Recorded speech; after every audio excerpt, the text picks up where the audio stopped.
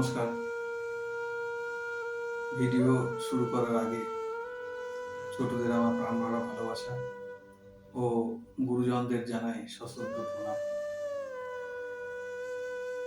বিগত ভিডিওগুলোতে আমি মন কন্ট্রোল নিয়ে একের পর এক বিষয়ে আলোচনা করেছি, যার মধ্যে শেষের ভিডিওটিতে আমি চিন্তা নিয়ে কিছু কথা রেখেছি। তো সেই চিন্তা নিয়ে আজকে আরেকটু বিশদ আলোচনা করতে চাই। নেগেটিভ চিন্তা যদি হয়, অর্থাৎ নেগেটিভ সেন্সে বডি ভর্তি হয়ে যাবে এবং সেই ক্ষেত্রে আমার ঈশ্বরের প্রতি ভাবনা চিন্তা সেগুলো তো দূরেই চলে যাবে ধীরে ধীরে, এবং মানুষের উপকার করা বা কাউকে একটু সাহায্য করা এই সমস্ত মনোবৃত্তিও চলে যাবে। বরঞ্চ সেখানে যেহেতু নেগেটিভ সেন্স চলে এসছে, সেহেতু সবকিছুই আমি ব্যাকা দেখতে শুরু করব। এই লোকটার এইটা খারাপ, সমালোচনা হ্যান ত্যান যত রকমের বাজে জিনিসগুলো মানুষ সম্বন্ধে ভাবা যায়, সেই সেন্সগুলো আসবে এবং এর থেকে ধীরে ধীরে কিন্তু আমার নেগেটিভ সেন্স থেকেই ধীরে ধীরে কিন্তু আমার টেনশন বা স্ট্রেসে কনভার্ট হয়ে যাবে। তাহলে যদি সেখানে আমি চিন্তাটা প্রচুর নেগেটিভ চিন্তা করে যাচ্ছি, সেখানে আমার ব্রেনকে বেশি খাটতে হয় এবং যার জন্য আমার ধীরে ধীরে একটা হতাশার মতো এসে যায়। মানে ব্রেন তো টায়ার্ড হয়ে গেছে। কিন্তু উল্টো ভাবে আপনি যদি দেখবেন যে আপনি পজিটিভ চিন্তাই করছেন, না এটা কিছু না, ও ঠিক হয়ে যাবে, ও এর থেকে এটা করব।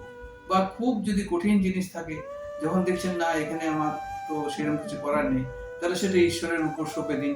হ্যাঁ, ঠাকুর যেটা করেছে ভালো করেছে, ঈশ্বর যা চাইছেন তাই তো হচ্ছে।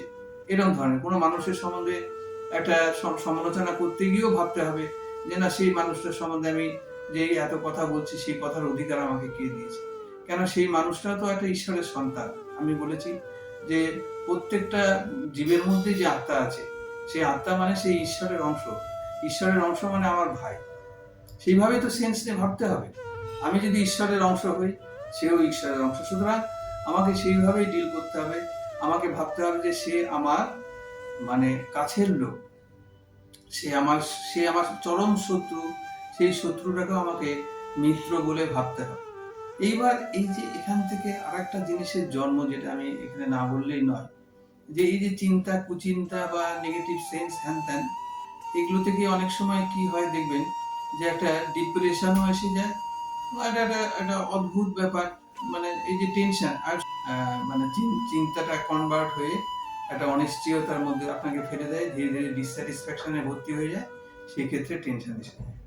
শুধু এই চিন্তার কারণেই টেনশন আসে এটা কিন্তু বলা ভুল। কেন অনেক সময় আমরা দেখেছি যে টেনশন জিনিসটা, আমি শান্তভাবেই আছি, শান্তভাবেই ধ্যান করছি বা একদম কোনো কিছুই চিন্তা করছি না, সেই ক্ষেত্রেও দেখবেন হঠাৎ করে একটা কিছু ঘটে গেল।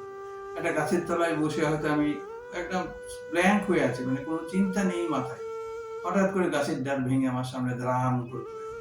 তখন আমার টেনশন শুরু হয়ে গেল। যে তাহলে এই ক্ষেত্রে দেখতে পাচ্ছেন যে টেনশন জিনিসটা কিন্তু মানে কোনো সময় আমার যে চিন্তা থেকে আসছে এটা বলা ঠিক নয়। আবার অনেক সময় দেখা যায় যে আমি পরীক্ষা ভালো দিয়েছি, সবকিছু করেছি, অথচ আমি ফেল করে গেলাম। এই হঠাৎ করে আমি আশাবাদী হয়ে বসে আছি, হঠাৎ করে দেখছি নিরাশাবাদী হয়ে গেলাম, বা এই জন্য আমার টেনশনটা বেড়ে গেল। সুতরাং কোনো আবার মাঠেও আমি যদি খেলা দেখতে বসেছি, দুই পক্ষ দুই দিকে গোল গোল করে আমি জিতেই আছি মনে করুন, হঠাৎ করে লাস্টের দিকে এসে দেখা গেল সেই গোল শোধ হয়ে গেল, শোধ হয়ে ড্র।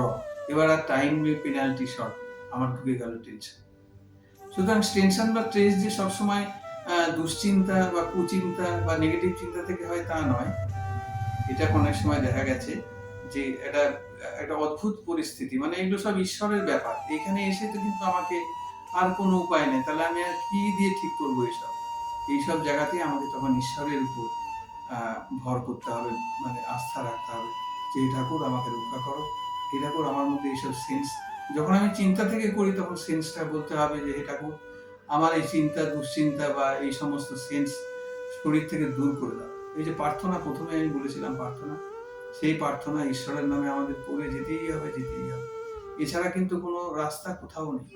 আর একটা জিনিস হচ্ছে, আমি যখন দেখবো যে নানান চিন্তা নিয়ে গোটাটা দিন আমার কেটে যাচ্ছে, আমি আর কিছুতেই মানে বিরাম পাচ্ছি না, বিরাম পাবো কোত্থেকে? কারণ আমি মনে মনে কথা বলেই যাচ্ছি, আমার ব্রেন সেখানে কাজ করেই যাচ্ছে। সুতরাং এই অবস্থা যদি হয়, তাহলে তো আমার শরীর ধীরে ধীরে টায়ার্ড হয়ে যাবে, আমার তো ভালো লাগবেই না। সুতরাং এই জায়গাগুলো থেকে আমাকে চিন্তা করতে হবে যে আমি তাহলে এগুলোকে কিভাবে কাটাবো, এই এই এই জিনিসগুলো থেকে আমি কিভাবে উঠে আসবো। হ্যাঁ, উঠে আসতে পারবে, নিশ্চয়ই পারবে। কারণ আমি প্রথম থেকেই বলেছি যে মেডিটেশন, ধ্যান, এই জিনিসগুলো কিন্তু অত্যন্ত প্রয়োজনীয়। মানে আমি এখন বলবো যে মেডিটেশনে বসলেও তো আমার চিন্তা এসে যাচ্ছে। তো সেই ক্ষেত্রে আপনি একদিনে তো সবকিছু হবে না, ধীরে ধীরে ধীরে ধীরে ধীরে প্র্যাকটিস করতে করতে করতে দেখবেন যে একটা সময় এসে গেছেন, আপনি ধীর স্থির হয়ে গেছেন। হ্যাঁ, সেই মেডিটেশন করতে বসে আপনি দেখবেন যে আপনার ধীরে ধীরে খুব তাড়াতাড়ি আপনি একটা অদ্ভুত জায়গায় গিয়ে পৌঁছে গেছেন। সুতরাং মেডিটেশন না করলে এইসব জায়গা ঠিক হওয়া যাবে না।